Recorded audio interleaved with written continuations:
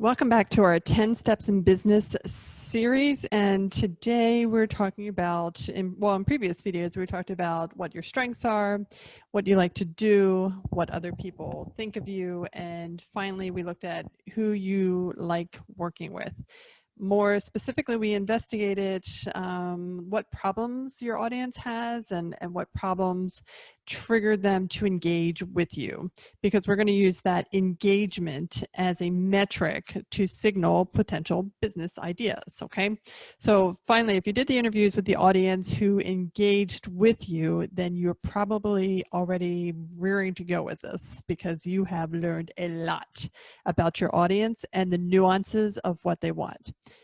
Okay, so here is the big question for you to answer in order for you to create a solution. What do they want? And what do they want that will make a difference in their lives? And I'm not talking about what they are going to buy from you, such as like a course or coaching, because at the end of the day, nobody wants a coach. They want the outcome the coach promises to provide. Athletes don't want a coach for the sake of having a coach. They want to win the game. They want to feel that victory. What they want is victory, and how they get it is through a coach. Hopefully you understand the difference, because it's very, very important to know the difference. So what did your audience tell you they want? If your audience said they want to be cancer-free, I mean, you obviously can't provide that outcome. But what would it mean to be cancer-free? What are they really saying? And this is where your intuitive and innovative thinking really needs to come into play. What are they really saying here? So if they were cancer-free, they wouldn't have the fear of dying or missing out on life. So maybe what they really want is to live life to the fullest, or travel to places that they haven't been, or, can you provide that kind of outcome? Can you help them to live without fear? Can you see how the business model changes dramatically here in so many different ways?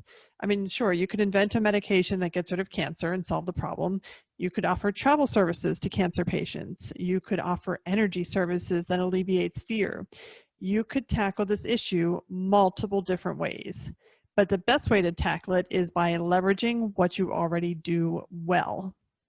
And this goes back to, what do you like doing, right? So what you already know. Hopefully now you understand why I'm telling you not to search for the business outside of yourself, because a business in a box may seem easier, but 90% of your business is going to be education-based marketing. And you want to be talking about the topic that you love with an audience you enjoy. All these things will come together with this, let's call it a trifecta: your passion, the population you've chosen, and their problem. All right, so your assignment today is to think about the outcome that your audience is really asking you for, and then decide how you can solve it. Just brainstorm for now, and in the next video, we'll put it into a business.